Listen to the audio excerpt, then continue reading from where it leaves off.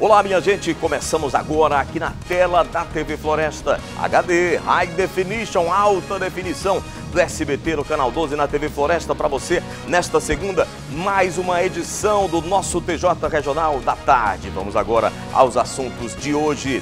Ministério Público Federal intensifica fiscalização em terra indígena Munduruku. O objetivo é combater o garimpo ilegal. Estado lança campanha alusiva ao Dia de Combate à Hanseníase. Conheça mais sobre o projeto sócio-torcedor Avante Independente, lançado recentemente. E ainda vamos falar sobre planejamento financeiro. O pesquisador do IBGE, Danúzio Pompeu, estará com a gente conversando sobre o assunto. Agora para você e para a sua família aí ao redor da TV. Vamos lá!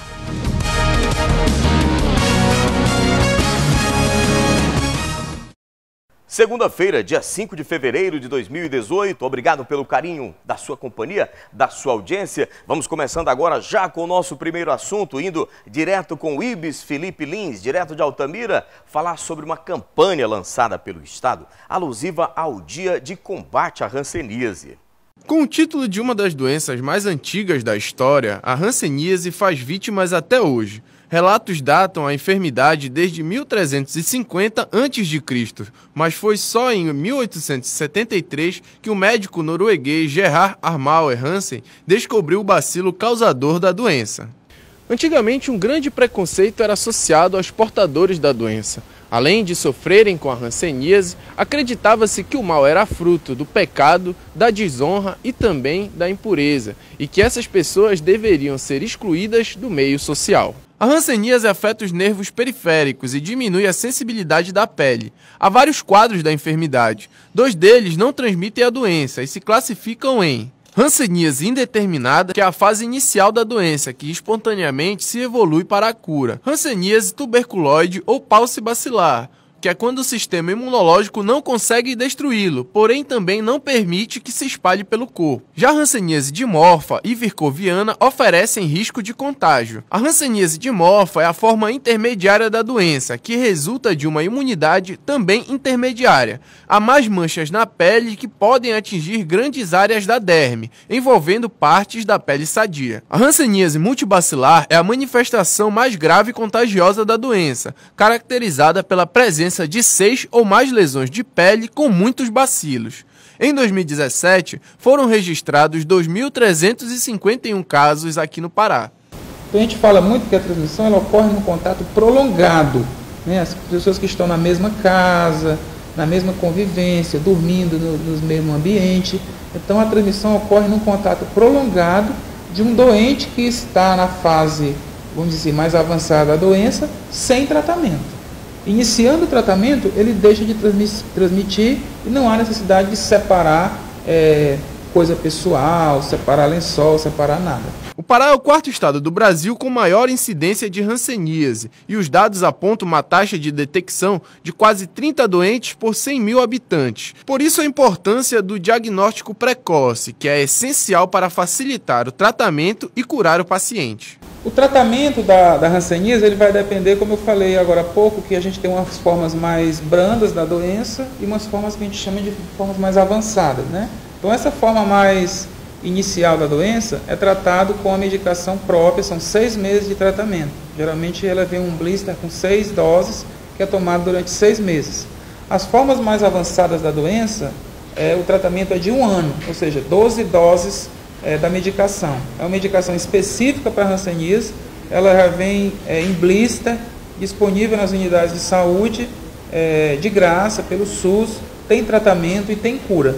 Então qualquer pessoa que tenha manchas adormecidas, avermelhadas, acinzentadas, esbranquiçadas, áreas dormentes, podem procurar uma unidade básica de saúde para fazer os testes de sensibilidade e aí ser conduzido para o médico para o diagnóstico final do caso, se for hanseníase. Uma campanha foi lançada no estado ontem, devido ao Dia Mundial de Luta contra a Hanseníase em 31 de janeiro. O Pará foi escolhido pelo Ministério da Saúde e, junto com a Secretaria de Estado de Saúde Pública, a SESPA, realizam a ação. O objetivo é alertar a população para os sinais e sintomas da doença.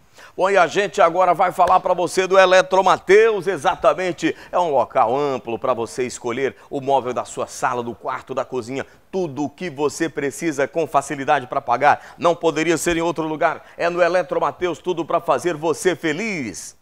Informações agora com a Rayane Brito dão conta de que o Ministério Público Federal intensifica operações na terra indígena Munduruku. Qual que é o propósito lá? É conter o garimpo ilegal. O Ministério Público Federal pediu à Justiça que obrigue o IBAMA e também o ICMBio a fazerem fiscalizações periódicas na terra indígena Munduruku, em Itaituba, contra o garimpo ilegal. Segundo o MPF, entre os impactos estão a redução da pesca, a contaminação de mercúrio, um risco à saúde humana, a prostituição e também a inserção de alimentos industrializados e também bebidas alcoólicas e drogas aos povos tradicionais. Segundo o Ministério Público Federal, o descumprimento vai gerar uma multa diária de R$10 mil. O que é mais impressionante é que é o seguinte, tem demanda, tem muita riqueza no subsolo da nossa região, do nosso estado do Pará.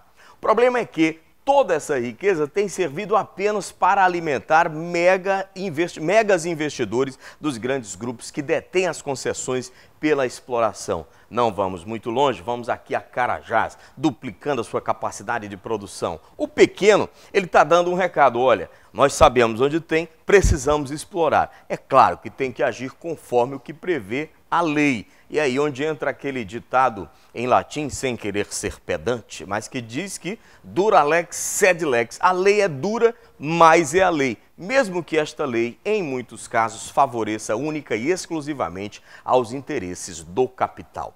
O Ministério Público Federal fazendo o seu trabalho. Vamos lá, depois do intervalo, vamos falar sobre o programa Sócio Torcedor Avante Independente.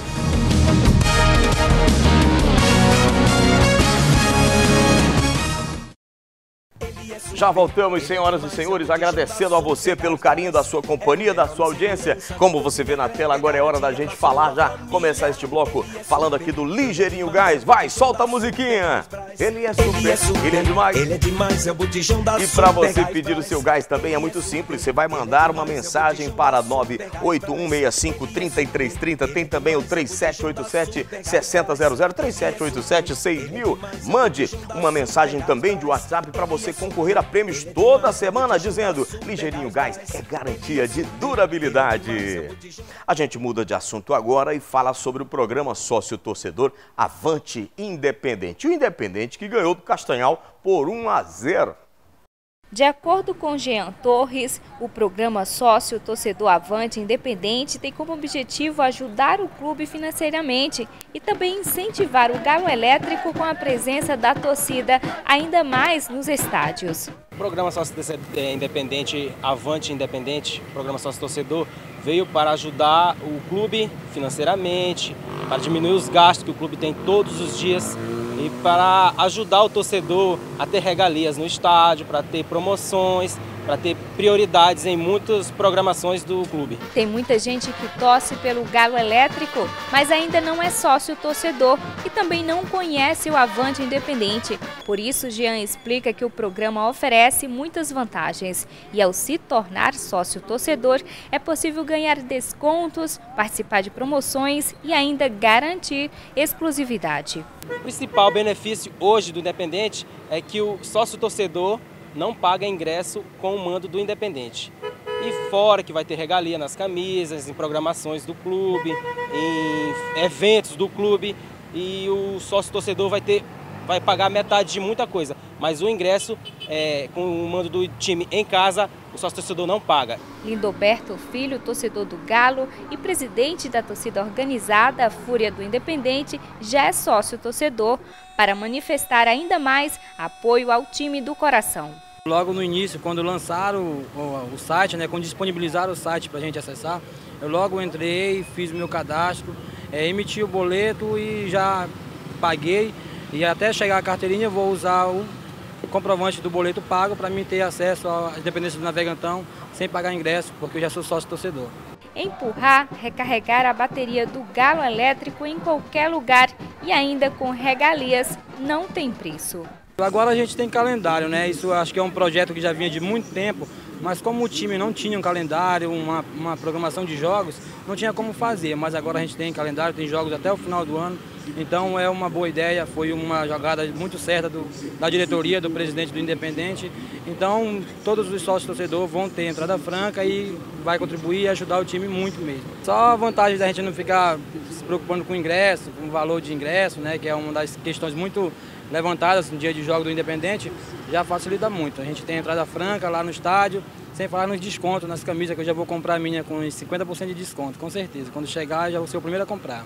Através do programa Avante Independente, a meta é chegar no mínimo aos 1.000 sócios torcedores. Normalmente a gente que é da FURIA, a gente manda o link para os torcedores, eles entram, geram um boleto e pagam um boleto numa taxa de R$50 mensal.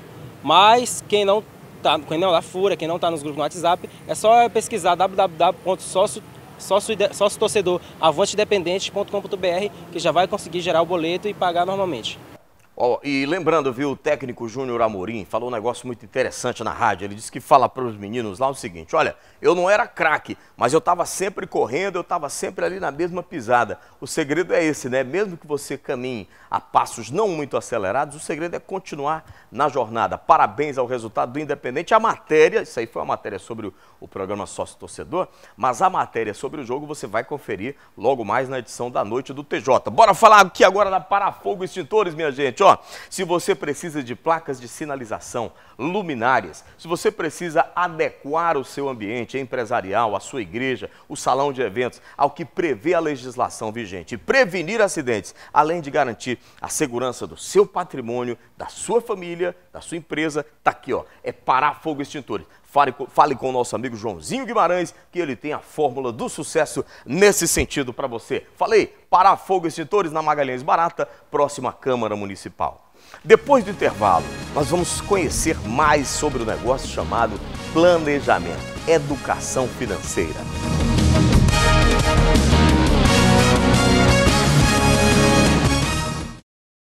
Já voltamos com o terceiro e último bloco do nosso TJ Regional. Daqui a pouco eu apresento o nosso entrevistado de hoje, mas antes disso, vamos falar sobre educação. Já pensou? Um polo universitário com aproximadamente 50 opções de cursos para você, com a primeira mensalidade a partir de R$ 59,00 e todos os equipamentos que você precisa nos laboratórios, a melhor equipe técnica e mais, você vai estudar no momento e no lugar em que você quiser. Claro que eu estou falando da Unopar. Unopar, graduação digital, você digital até na hora de estudar.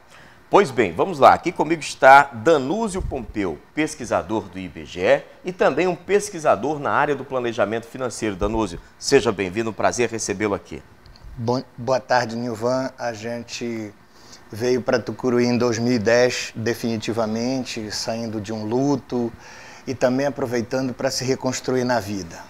Eu vi na educação financeira um caminho para me reconstruir e também para aprender coisas que a gente não praticava.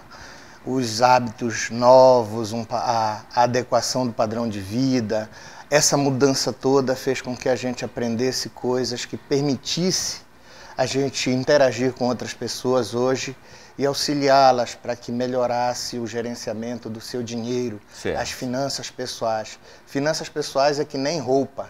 Cada um tem a sua, tem um modelo, tem suas preferências, seus gostos.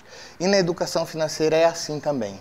Olha, Danúzio, senhoras e senhores, nós sabemos que vivemos em uma sociedade que estimula o consumo em todos os momentos. Inclusive as crianças hoje são, de certo modo, também manipuladas por essa mídia mercantilista, né? E o verbo que mais se pronuncia é comprar. As pessoas gastam mais do que ganham. Como começar o planejamento? O planejamento financeiro é muito simples. Primeiro, a família precisa se planejar. Não precisa de planilhas, não precisa muito de computador. O que precisa é um caderno que você tem aí e uma caneta. Essa família, a nossa família, a gente se planeja num caderno, a gente anota nossos sonhos, nossas metas. Também fazemos nesse caderno a avaliação das coisas que a gente faz. Eu não vou aqui colocar os dados pessoais dele em questão, mas aqui a gente vê que tem uma organização. Ô Danúzio, até mesmo as metas, os sonhos e metas vocês colocam no papel aqui, né?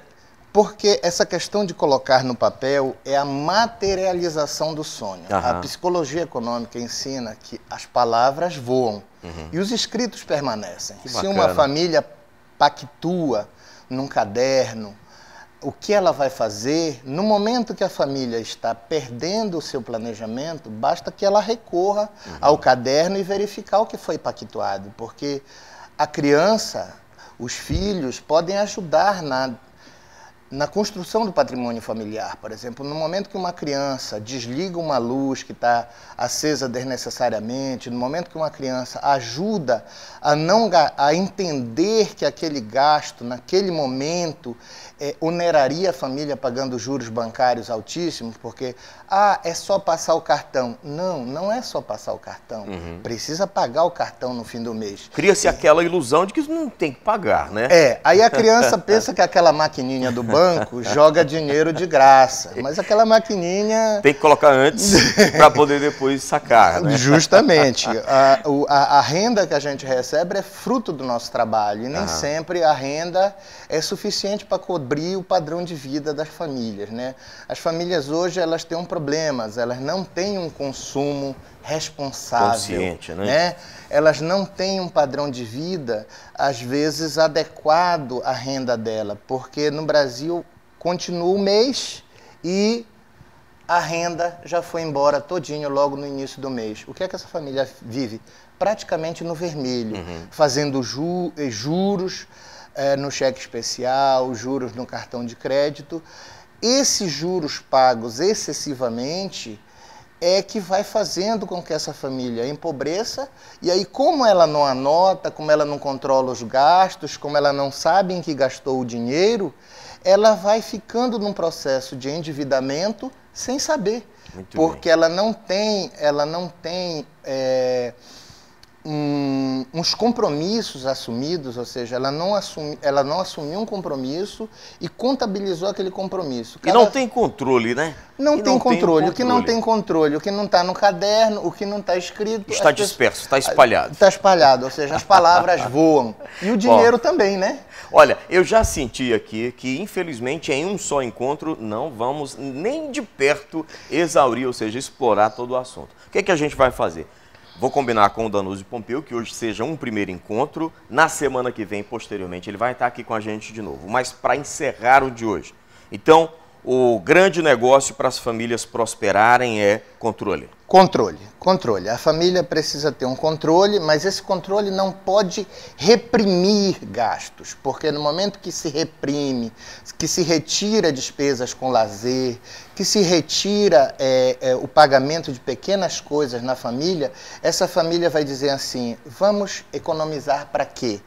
A família precisa economizar... Qualidade de vida para também. ter qualidade de vida.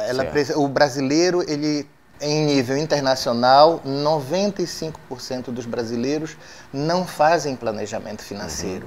Por isso que 67% das famílias estão endividadas hoje. Gente, que bacana essa primeira participação do professor Danúzio Pompeu. Ele é pesquisador de vários temas, também é do IBGE, como ele mesmo disse, veio implantá-lo à época. A gente vai marcar um novo encontro, então, para a semana que vem? Pode ser. Tá? Pode ser. Obrigado pela sua vinda, tá? E tem muita coisa para a gente falar sobre planejamento financeiro. Obrigado, Danúzio Pompeu. Obrigado a você que esteve aí do outro lado com a gente. Semana que vem voltaremos com o Danúzio e também amanhã estamos de volta com mais uma edição do TJ. Obrigado.